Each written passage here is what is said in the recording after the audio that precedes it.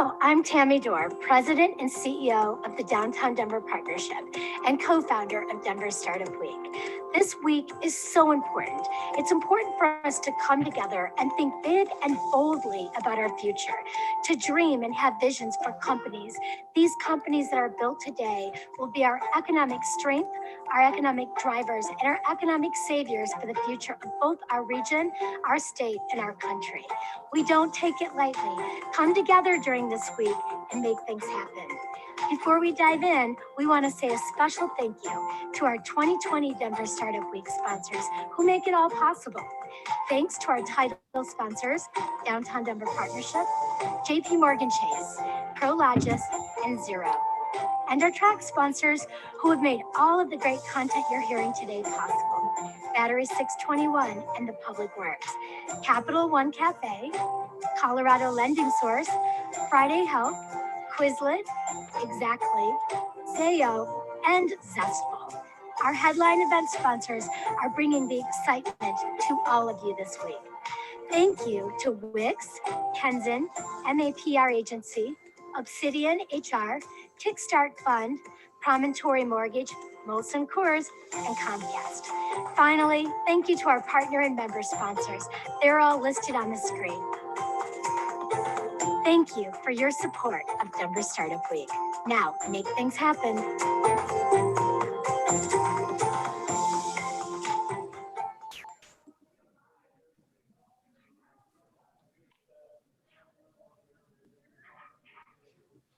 Welcome, Denver Startup Week. Hopefully everyone is having an amazing second day. I want to welcome you to the Innovation Author Showcase, today featuring author Brad Feld with his book, The Startup Community Way. Really excited for this year's program. Going 100% virtual in 2020 is rather fitting, and we couldn't be more excited to deliver this amazing content all week. We had thousands of you join us yesterday, and really excited for the content and your attendance for the balance of the week. I'm Eric Matisik. I'm the president and CEO of Highwing and one of the co-founders of Denver Startup Week. And before we get started with this amazing session with Brad, I would love to have a huge thank you to our awesome sponsor and partner, MAPR Agency. I would love for you all to watch a short video, and we'll get right to the session.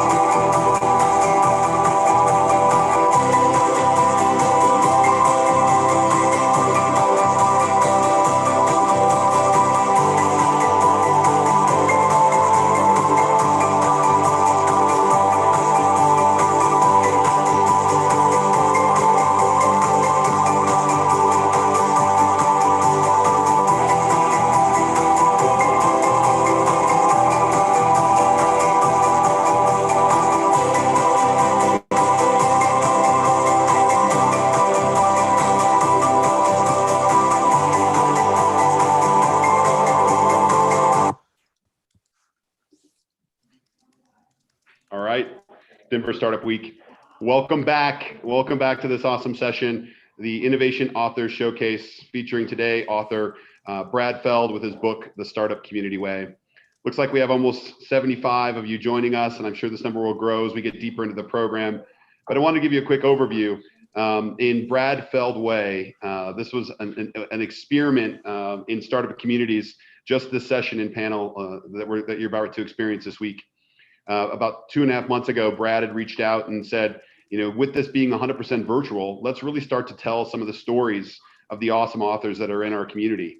And so this week features Brad Feld with the Startup Community Way, Jerry Colonna with Reboot, Arlen Hamilton with About Damn Time, and then ending the week with fiction author Elliot Pepper with an amazing book called Veil. The whole goal this week is to provide the highest value session for those who want to learn about these amazing authors, their impact of the work in our communities, and ultimately those who are aspiring to write a book themselves. Throughout the session today, I would love it if you put questions in the Zoom chat, and all these questions will be curated by MAPR Agency for you to answer, for Brad to answer in the Ask Me Anything portion of today's session. So without further ado, I'd love to introduce Brad Feld, but most importantly, start thinking about your questions. Denver Startup Week has always been about the community, for the future of the community. So your questions are the ones that we want answered, and we'll be spending half the program doing that.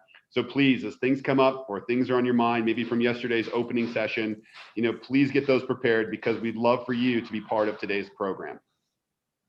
Without further ado, I'd love to introduce Brad Feld, our speaker for today. For those of you who don't know Brad's been an early stage investor and entrepreneur for over 30 years. He lives in Boulder, Colorado and Homer, Alaska with his wife, Amy, and is on a quest to run a marathon in every state in the United States. Prior to founding Foundry Group, he co-founded Mobius Venture Capital, and prior to that, he founded Intensity Ventures. Brad's also an amazing founder of homegrown, awesome company, global entrepreneurial player and platform, Techstars. Brad holds a bachelor's degree in science and he's got a lot. I knew Brad was educated, but let me get straight here. Brad holds a bachelor's degree of science and a master's of science degrees in management science from the Massachusetts Institute of Technology. He's also a writer and speaker on topics of all things venture capital and entrepreneurship. He's written a number of books in the Startup Revolution series and writes blogs at Feld Thoughts and Venture Deals. So without further ado, let's welcome Brad. Howdy, I think I need an intro that's like 2 sentences. Well, in the essence and spirit of humility, which you always lead, Brad, we can shorten it, but your accolades and your activities speak for you. This is really fun for me today. You and I have known each other for greater part almost a decade and a half, and I don't know if we've ever had a chance to do kind of a full Brad Feld interview. And so I'm really excited with that context to lead today's session. Most importantly, hoping just to bring out as much value for our audience as possible for the roads that you've traveled, and most importantly, the work that's important to you. So to get things started off, Brad, as I mentioned, we've known each other for a long time. For as long as I can remember you coming into Boulder, you've always been a person that's been giving back. You give back through starting programs, you give back philanthropically, you give back with your time. And let's start this session just a little about Brad Feld. What intrinsically drives you, Brad, just to give so much to create these communities around you? So the 2 primary things that motivate me are learning and teaching. And I used to just say it was learning. And at some point I realized as I got older that teaching was the opposite side of a coin. They're basically the same thing. And so I just get an enormous amount of satisfaction as a human from those 2 things. And I think they generate much of the way I behave. A positive characteristic that comes probably from a questionable place when I dig into it with my therapist is this idea of being responsible for things. So I have an overly engaged sense of responsibility. And so the feedback loop that I get from having something work or not work is less impactful on me. But the pull to feel responsible for staying engaged and seeing something through is very powerful. So if you link those two things, this sort of overly engaged sense of responsibility with the idea around both learning and teaching, you can see that in so much of my behavior. One of the things I think that comes out of that, which is I'm in my mid 50s now, as I sort of, some people get to this place, some people don't. Like, for many years I said, I'm okay. I know that when I die, the lights go out. And then at some point I really struggled with that in my late 40s. I'm like, have I just been bullshitting myself that I'm okay with this? Like, that I've really kind of come to terms with this concept. And I struggled with that for a number of years. And I would say, I've come back around to the idea that, as the clock ticks, it feels more and more finite. And so from where I sit, I try to use a phrase that I learned from Jerry Colonna, which is that motivation, again, back to Eric's question, comes from the absence of striving. So I'm no longer striving for the next thing. Instead, I'm trying to engage in stuff that I think I can learn from, and in places where I feel like I can teach other people. And from that learning and teaching, continue to grow myself. Well, it's amazing what you've been able to accomplish here, and just even in Colorado, within our startup communities and ecosystems here. One of the questions I always commonly get, just having interacted with you and those who know that I interact with you, is, how does Brad do it? It seems like humanly impossible to accomplish and be involved in the things that he does. What are some of the habits and systems that allow you to be involved and run a venture company, you run a venture portfolio? Be deeply involved in the community, be involved in things you care about, be an amazing husband. How do you manufacture time? Well, I don't manufacture time, and it's one of my chronic struggles. Anyone who knows me knows I have plenty of emotional up and downs. I burn out. I struggle with depression. I get really tired and need to take a break. And as I've gotten older, I've learned how to build that into my cadence so that I have real recovery, whether that cadence is weekly, where I take Saturdays off completely. I do what I call a digital Sabbath, starting Friday night until Sunday morning. No phone, no email, no work. I just disconnect. Another example is Amy and I try to disconnect once a quarter for a week. I'm fortunate that I can take 4 weeks a year like that, where it's just the two of us and we don't have to go anywhere, but just sort of disconnect from all work-related things. So I try to incorporate, that into my my cadence. COVID's been interesting because the separation, in one sense, there's no travel. In the other sense, the physical separation within the home becomes different. The transitions between meetings are non-existent. And so for someone like me who's chronically fully scheduled, the ability to kind of get stuff done in between things becomes harder and harder. For me, I think ultimately the trick is I don't actually use the word run. I don't run anything. And Eric can see this in the things that we're involved in. I try to support someone who's running something. And I don't really care what my title is in that context, whether I have a title or not. In the context of Energize Colorado, Wendy Lee is the CEO, she runs it, and I support her. And, from the very beginning, I was very involved in the creation and development of it. I continue to be very involved in many aspects of it, with Eric, with you, but I don't run it. I don't run Foundry Group. I don't run Techstars. I don't run any of these things. I support the CEO, and I work really, really hard to do that. Now, Foundry is a little bit of a different beast because we don't have a CEO. We have a group of partners. And so in the context of Foundry, I sort of orient my brain towards supporting the CEOs in the companies that I'm an investor in, and then participating with my partners sort of collectively and collaboratively in it. That's been a big part of my ability to cover a wide range of things. And then if you look at many of the individual things I do, whether it's writing a book, or anything that's running marathons, anything that's a significant set of activities that takes time, I generally do them either alone or with one other person. I try not to have big groups, and I try not to have big groups not because big groups aren't effective, but because I don't enjoy it. And so it comes back to my own motivational structure. If I'm supporting somebody who's running something, that gives me joy. If I'm working on something in a solitary way or with one other person, that gives me joy. The second I get tangled up into something that's sort of large and interconnected, where I can't sort of be a support, but where I have to sort of be interwoven into it, it becomes harder for me. And it took me a long time to learn that, but I've learned that. So I try to just execute that way. One last question before we bridge into your book, just as it relates to some of your behaviors in the community. How do you make yourself so available?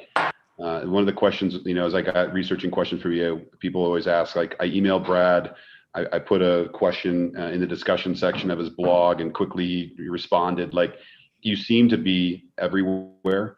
And how's that important? And how do you make yourself available to build a lot of these things? I think some of it is personality, which is I've always been very responsive, and I try to be very responsive to anyone. And I sort of made that a value system early on, even when I was running my first company prior to email and things like that. I liked being available. I felt like that was a good part of my own value system. The technology in some ways helps and in other ways hurts.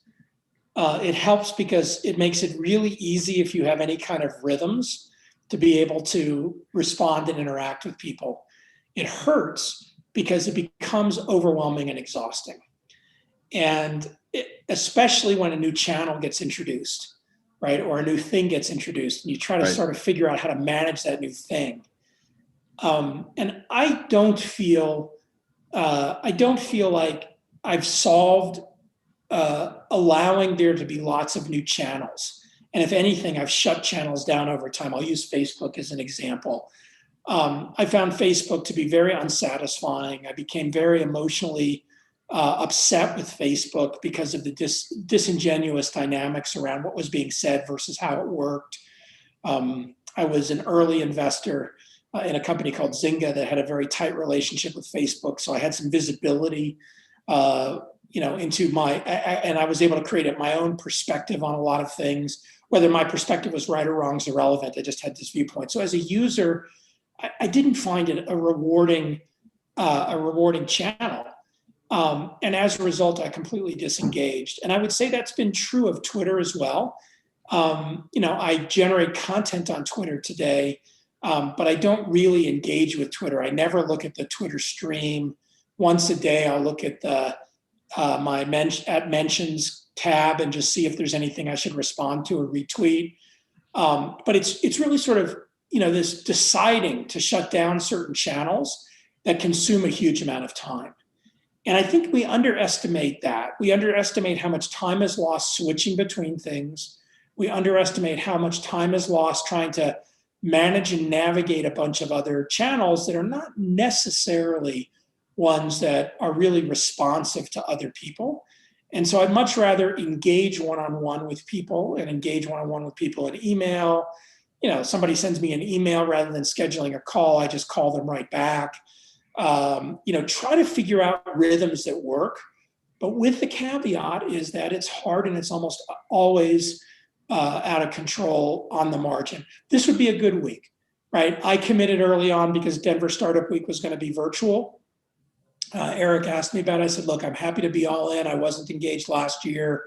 I don't think I did anything at Denver Startup Week last year. I'm happy to be involved in a bunch of stuff.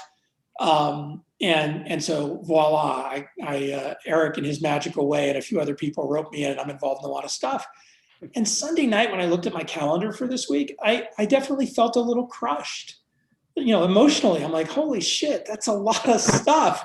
And it's not just it's a lot of stuff for Denver Startup Week, but I looked at the calendar and I'm, my eyes crossed and I'm like, when do I have breathing room? And of course, I get a text just as this is starting from a CEO saying, hey, I have an urgent thing I need to talk to you about. Can we get on the phone sometime later today? And the answer is yes, but I look at my dad, got nothing. But I'll find it. Like it's one of those things that never kind of works. And so the idea that it is in control and totally managed and totally works, I think is a fantasy.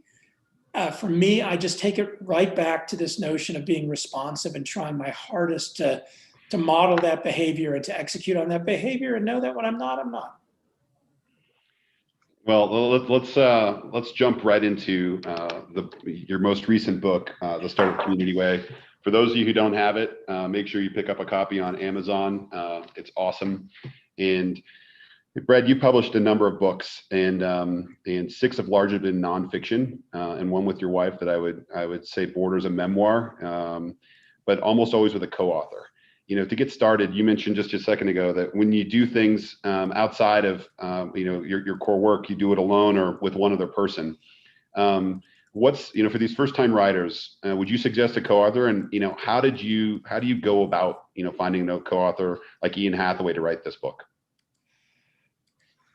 Well, it's interesting. I think that some people love co-authors and some people don't. I've had a different co-author for each book, and while they've all been good collaborative experiences, some have been easier than others. And I think at this point, I've only really written one book that didn't have a co-author, which was Startup Communities. Yep. The 2012 one. In the case of this book, I think this book would not have gotten written without Ian. The way it came together was I'd known Ian for a while, probably going back to 2013 or 14. We didn't know each other super well, but we'd done a few things together. He'd done some research at the Brookings Institute that I contributed to. We did a podcast for a course he was teaching.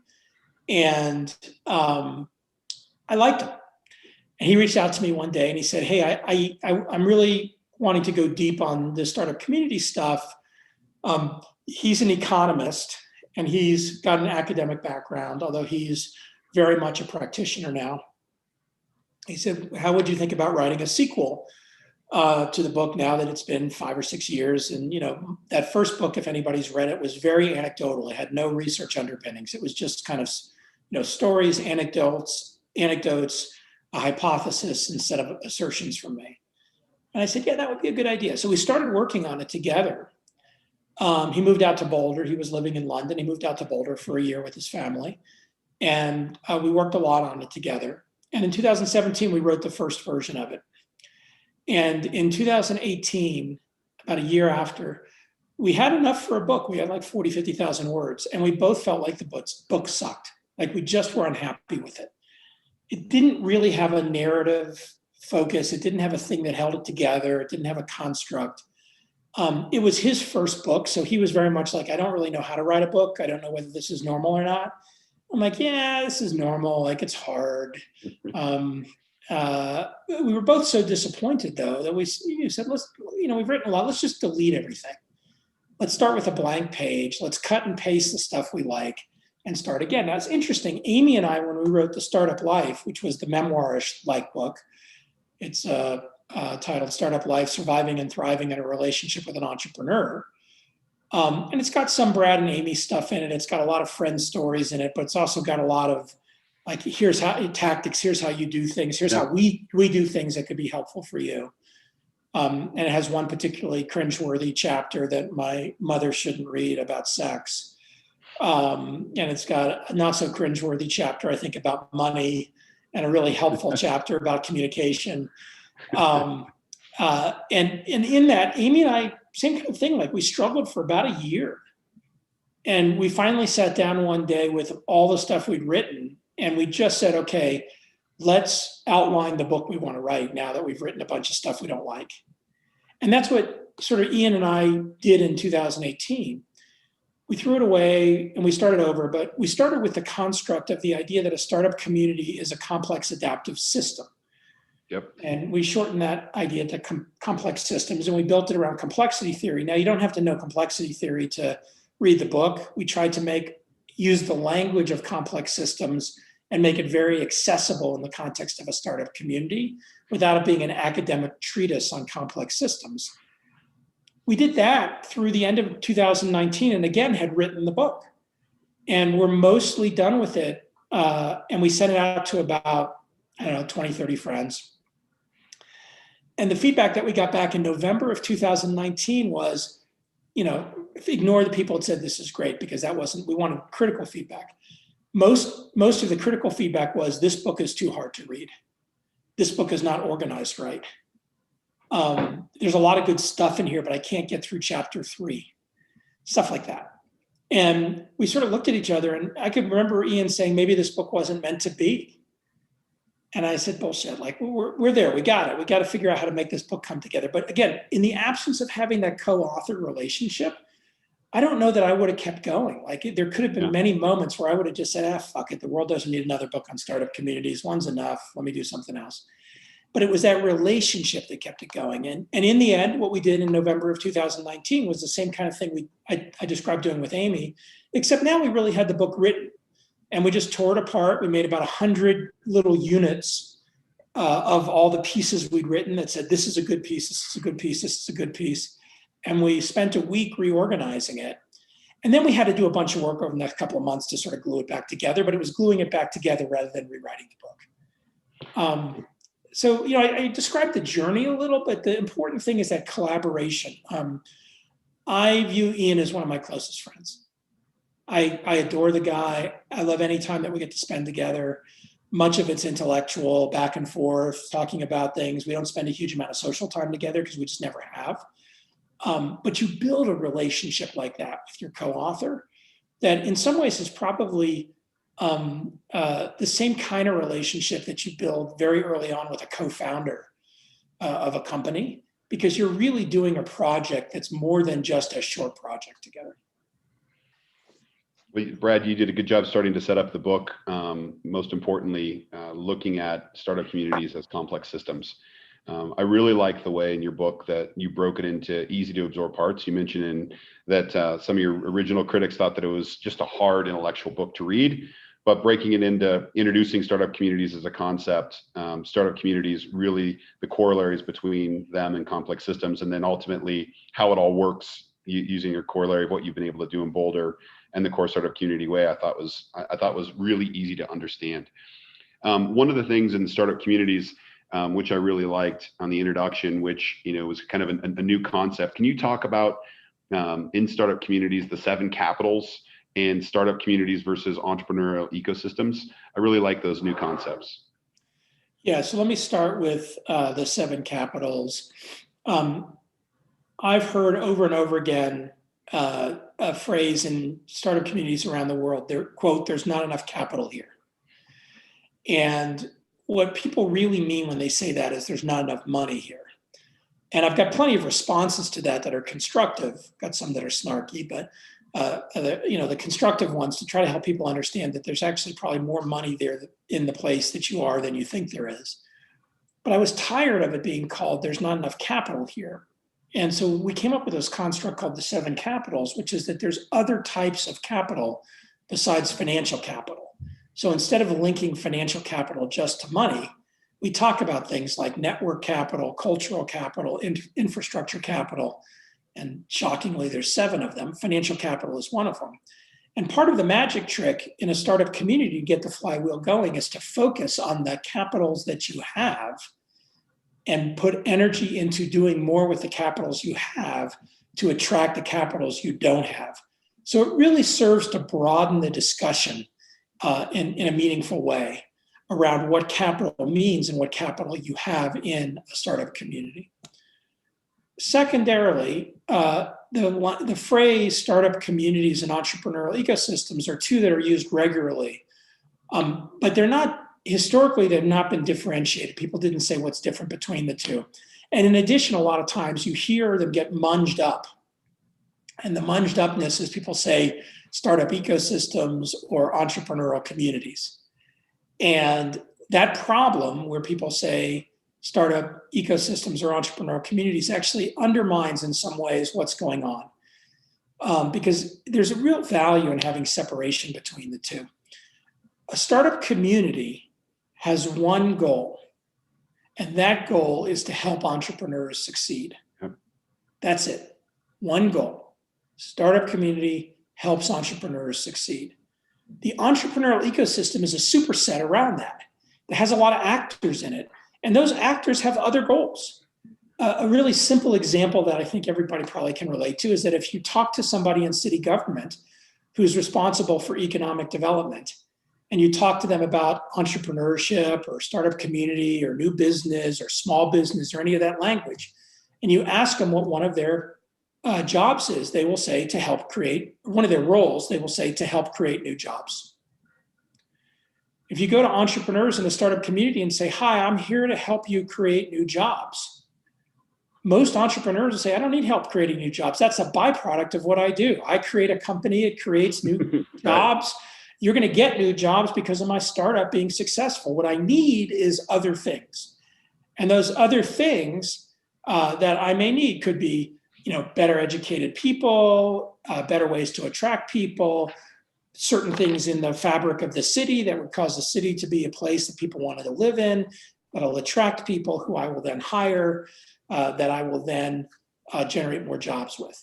So it's this idea that there's nothing wrong with the goal of that economic development person to create more jobs. It's just not helpful to the startup community, because an outcome of helping entrepreneurs succeed is going to be creating more jobs. So it gives some language to align these things. And a big goal that Ian and I had with this book was not just to help entrepreneurs understand how to build a startup community, but also to help all the other actors in the entrepreneurial ecosystem have language for interacting with each other in a productive way.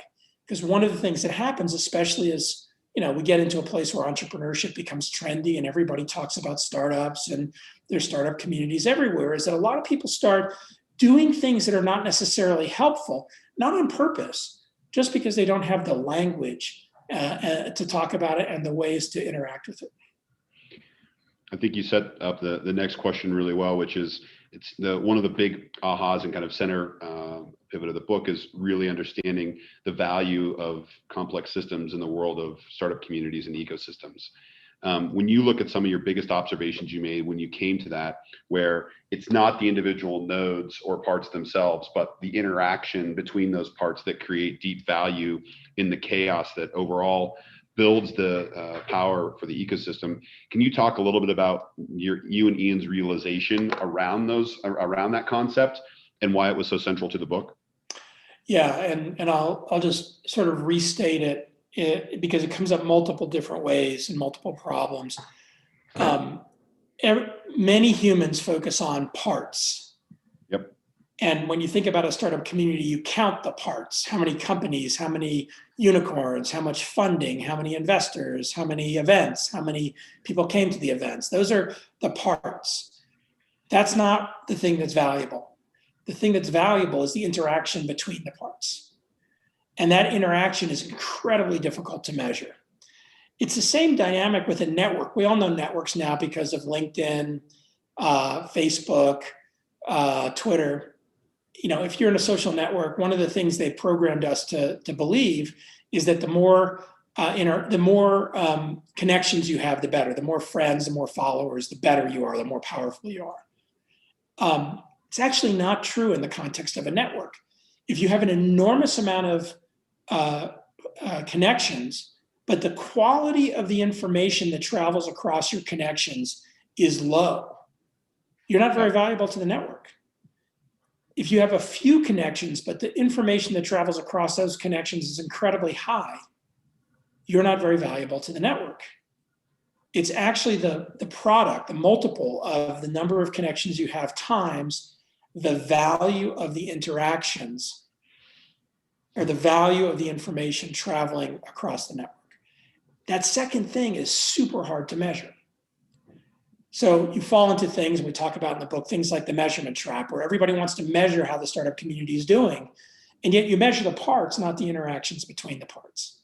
That's right. If you think about how a complex system works and you start to think about and understand complexity theory, it's a very bottom-up phenomenon. Words like emergent come from complexity theory, so emergent behavior.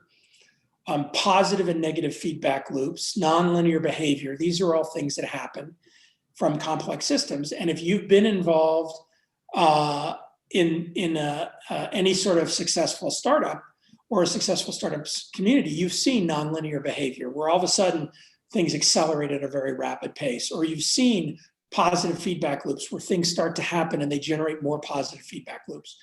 So this kind of language that comes from complexity theory is so helpful in understanding the interactions and how those interactions come to bear in a startup community. And again, Ian and I's goal was not to create an academic book, but to try to give people language so that they could talk about what was productive and what was not. I'll just sort of end with one of the mistakes that people make in startup communities is to feel like there's a progression over time that can be codified, that you can somehow describe what's happening over time. I'll just suggest, and I certainly had this experience in Boulder, and I've had this experience in Denver. Things were a certain way for a while, and then suddenly they were different. And that suddenly they were different in a positive way in the startup community is what's called a phase transformation or a phase shift. And you cannot predict a phase shift. It just happens. Right. Here's some phase shifts that we went through in the time of COVID. Phase shift number one, if you had told someone, Eric, if you had said, look, I think most of society that works in an office is going to be able to be successful working from their homes using video conferencing, and they're going to be doing that in a couple of months, people would have said, Eric, you're out of your mind. You can't get deals done. You can't close anything. How are companies going to go public? How are companies going to get funding? How are people going to sell anything to anybody else? How are anybody going to buy anything from anybody else? And voila, we had a phase shift. The whole world generally locked down. And if you were an office worker, all of a sudden, within 30 days, you figured out how to work from home. Teleconferencing would be another example, or telemedicine would be another example of a phase shift. 10 years of progress was made in 4 weeks. Because the worst place you want to be right now, or in the middle of the COVID crisis when it was really intense, was at a hospital, unless you had COVID. If you're a doctor and you weren't treating patients who had COVID, you weren't allowed to go to your office anymore. You sat at home. You still had patients that needed to be treated, and they had to stay at home. They didn't come to your house to get treated. So you had to figure that out. Right. And there are a bunch of incumbents that have historically prevented that from happening. The incumbent healthcare system, incumbent insurance companies, just inertia of the doctor-patient relationship, of the way that doctor practices worked and how they were used to working, of patients who felt like they had to go see the doctor versus interact with the doctor this way for a variety of reasons, including just lack of comfort with it. Suddenly, we had a phase shift. And you'll see a doctor again, but so many doctors that I know are doing rapid consults now via video conferencing. My doctor, whenever I have a complaint about something, he doesn't say schedule an appointment. He basically schedules a Zoom meeting with me, and we have a 10-minute Zoom meeting. And I don't know whether he bills me for 10 minutes or bills me for 30 minutes, but when I go to his office, it's the same 10 minutes. He doesn't sit there for 30 minutes. He comes in, he sees me, and he checks me out and says, you're okay, or hey, we need to do some more tests on you. And then that starts off a process. So these phase shifts are happening all around us. And I believe we have many, many, many more happening, especially in vibrant startup communities like there is in Denver, coming out of the COVID crisis, because there's going to be a lot of behaviors that don't just snap back to the way we were in January 2020. So Brad, it's been really fun to watch you, specifically in Boulder, being able to test a lot of these things in real time, which you often refer to as the Boulder thesis. One quick response before we jump to all of our audience questions. What was the one observation that you made in writing this book that surprised you most? I'm going to give a meta answer. Okay. I wouldn't say there was an observation about startup communities that surprised me the most. By the way, I think there's a couple of chapters we're really proud of. I think the chapter on the difference between entrepreneurial ecosystems and startup communities is one we worked really hard on because we're hopeful that it is a durable chapter. The chapter on the measurement trap was one that was hard to write, and I think in the end we did a good job on and is very important. But the meta comment is, I was surprised with how durable what I wrote in 2012 was.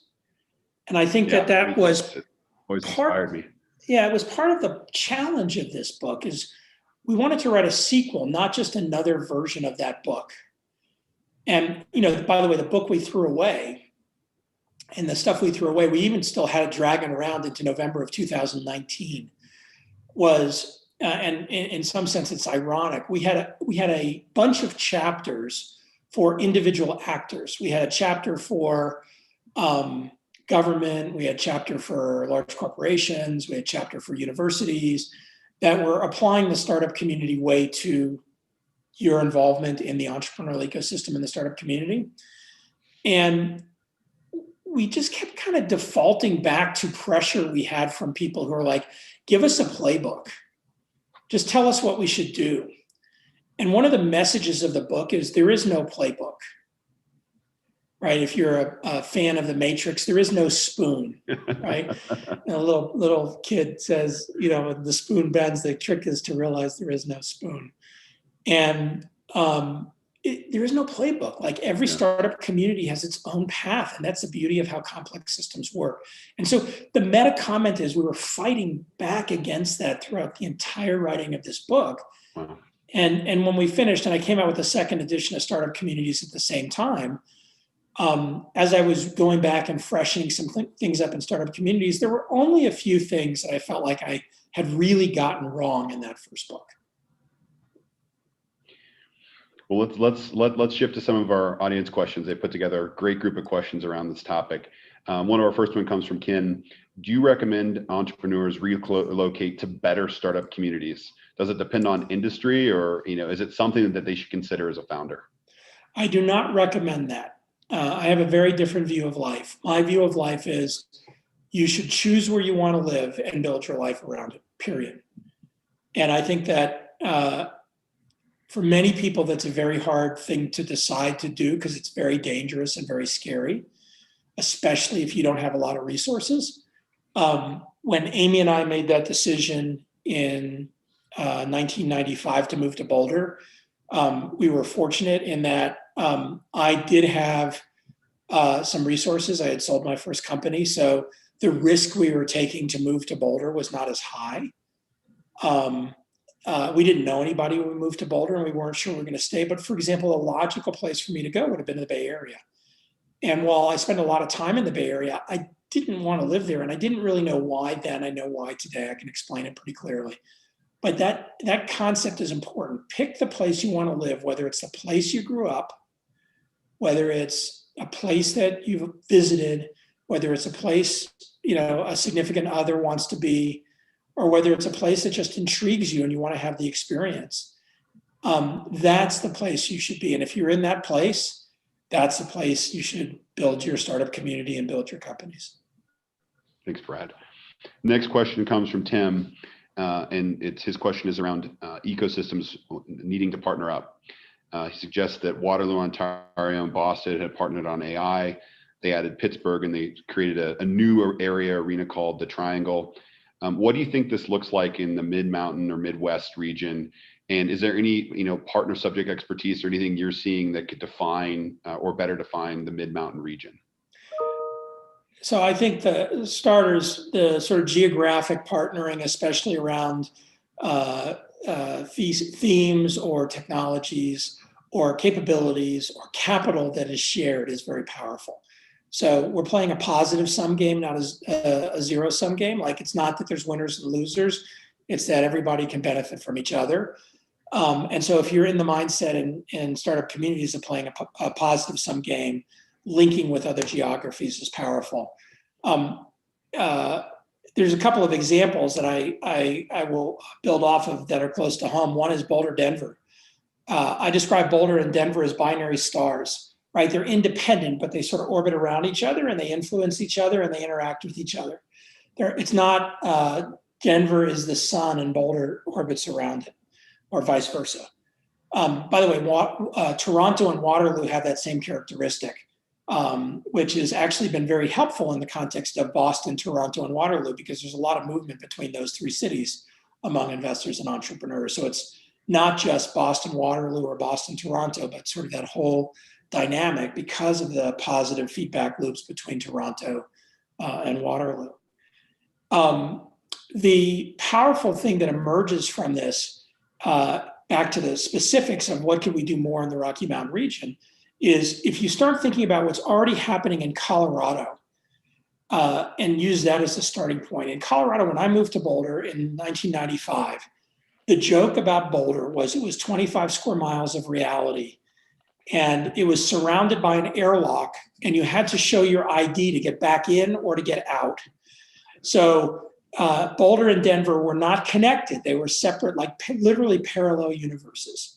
And I never really understood that. And I had investments in Denver and I traveled back and forth, but they felt very disconnected from each other. And starting in 2010, 2011, that started to shift pretty meaningfully, both with Boulder entrepreneurs going to Denver and Denver entrepreneurs coming into Boulder, Eric being one of them, who spent a lot of time in Boulder and started to engage with people in Boulder and extend the network that way. There was a lot of effort to connect up and down the Front Range between Fort Collins and Colorado Springs, Denver, and Boulder. And there's been some connection on that, but not nearly as much as, when I reflect on the effort probably put into it over the last 10 years that could have emerged there, which is fine. Like, there's different things that happen, but Fort Collins and Colorado Springs have developed good identities as their own startup communities, and there are some good connective tissues now. But we really had this separation between the Front Range and the rest of Colorado. And about 5 years ago, Mark Nogger and a few other people, Stephanie Copeland, who at the time was at OEdit, got very interested in linking the Front Range to the rest of Colorado. And one of the powerful things we have there is that people from the Front Range regularly go to the mountain towns. I live part-time in Aspen. I'm here right now. Aspen's only got 5,000 permanent residents, but it has tons, 1 million people, something like that, a year that come through it in a non-COVID era. And many of those people are very wealthy, have lots of resources, are entrepreneurial, have businesses. Like, all of that activity is happening sort of in that dynamic. So how do you start to get those network connections to work? And there's been a lot of progress through a number of initiatives, both Startup Colorado, Mark's venture fund, Greater Colorado Venture Fund, what Stephanie's now doing with 4 Points, and a number of other activities that not only have helped a city like Aspen recognize that it's not about the Aspen startup community, but it's a bigger geography. It's the Roaring Fork startup community, which includes Basalt, includes Glenwood Springs, includes Carbondale, but then starts to link those to other parts of the state. If you're into clean energy, you know that Basalt is one of the key places to be in planet Earth around clean energy, because it's the home of Aubrey Levins and the Rocky Mountain Institute. And it's a very important place. It's linked, it's 20-minute drive from Aspen. So there's a lot of stuff that happens in Aspen, a lot of stuff that happens at the Rocky Mountain Institute. And all of a sudden, clean tech entrepreneurship starts to have these other linkages. Yeah. And I would take that same sort of view more broadly across the Rocky Mountain West. I don't think there's been very good collaborative connection historically between Colorado, Arizona, Utah, Montana, New Mexico. There's been some efforts with, like, the Rocky Mountain Venture Capital Association to do that. There's been some collaborative events where investors move across geography, but there's been less proactive exploration of how those things connect. And of course, the two probably most vibrant of those states around entrepreneurship are Utah and Colorado. And so in some ways, if you're not playing a zero-sum game, again, start from the bottom up. Look for more things in your company and your companies in the Denver startup community that can link to companies in Utah or link to companies in Arizona, and start to make some of those linkages. Brad, next question comes that you're involved in a lot of the response efforts. What phase shift do you see manifesting for the Denver startup community post-COVID? Well, it's hard because I don't know what post-COVID means yet. I'm a believer that we are going to be dealing with COVID, for an indefinite period of time, certainly until 2021. I think at least end of 2021 in a significant way.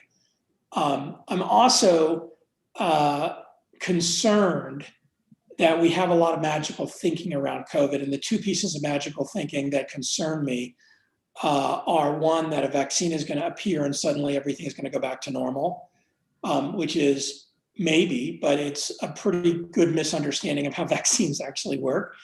And the second is that COVID is just a respiratory disease. that once you've had COVID, you're fine. You don't have to worry about anything because now you've got antibodies and you're fine. And, where it's a very new disease, it's a very nasty disease, and it's a very smart disease because it's nasty enough that it incubates for a while and it doesn't kill you right away. And it doesn't kill everybody that it infects, but it kills a lot of certain types of people. And so there's these interesting phenomena, which is as we learn more month after month about the disease state, it has a lot to do with what happens and how we manage it. We're going to learn a lot in the next 3 or 4 months because we're going to be in flu season. And, it's very hard to distinguish between respiratory viruses. There's lots of people say, oh, no problem. The test will be able to tell you whether you have flu or you have COVID. Okay, let's see. Again, magical thinking that like it's all just going to be fine. We don't know. And so it's hard for me to say what's the post-COVID world look like. Here are some very fundamental things that I think are happening now that are fundamental phase shifts. Number one, there is no question that remote work and distributed work is a powerful thing, and that Denver and Colorado benefits dramatically from that. The number of companies that are opening second offices in Colorado, especially in Denver, the number of companies that are letting people work remotely from mountain towns or from other parts of the state are accelerating very quickly. And we're seeing it in the news, but it's just a foundational thing that's happening. So that's number one. Number two, work travel. While I think there's a lot of people that want a certain kind of work travel to come back and to happen, I think a lot of people have recognized that there's a lot of work travel that's unnecessary. And that if you want it for social reasons, great. But if you want it for productive reasons, it's unnecessary. And I think that shift will be permanent. And that'll be interesting to see how that plays out because there's a lot of secondary economic activity that's a direct result of work travel. And the fallout of that is unclear. Next, I don't know the next time I'm going to want to go into the elevator in a building that's 30 stories tall. I don't know that that's something I'm going to feel comfortable with doing post-COVID. I know a lot of people, sort of don't know the percentage, but there's a lot of people who think that way. And so I think the dynamics around office space and the way that people interact with office space is going to change in a significant way, especially for entrepreneurial and fast-growing companies. And I think there's going to be a hangover effect from that, because in this time frame where a lot of those startup companies weren't able to get into their offices or really use their offices, landlords have not been particularly flexible. And that's been a big expense load on a lot of these companies in a time where they couldn't use the resource and they've had to learn how to do it different ways. So there's a long list of things like that, but I'm not comfortable being a predictor. Like the only hypothesis that I would assert strongly is we're not going back to the way we were in January of 2020. And I don't like the phrase new normal for that reason, because it somehow implies that we're going back to some kind of quote normal, when from my frame of reference, nothing's normal. And more importantly, there's going to be massive pressure on huge incumbents to either get out of the way or change because of new entrepreneurial vectors that emerge.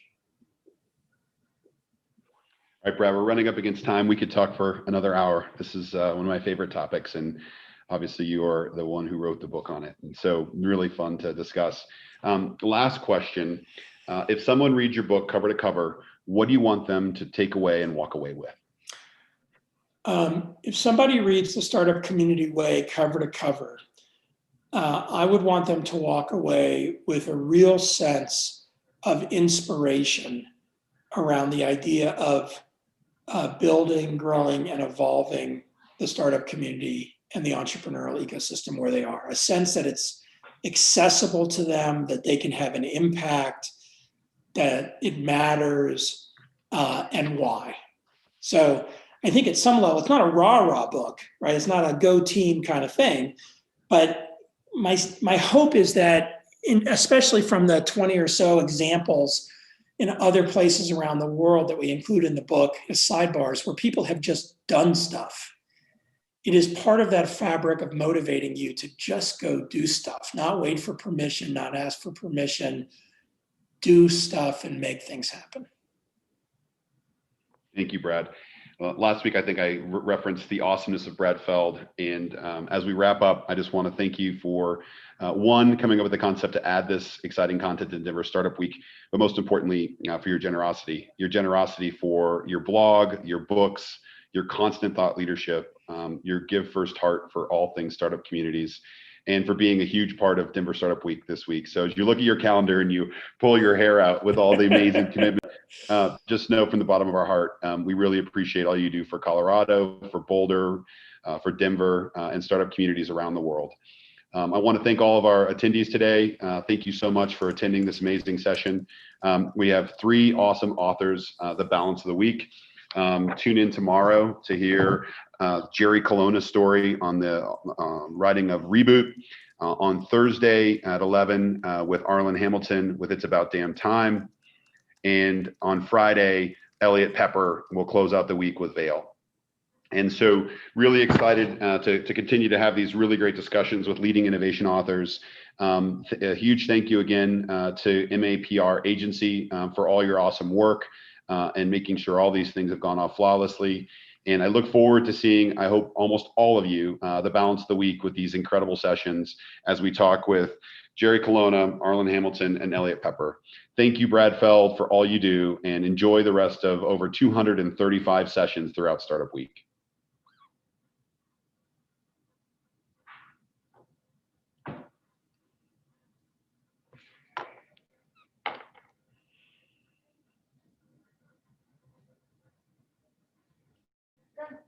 Good job.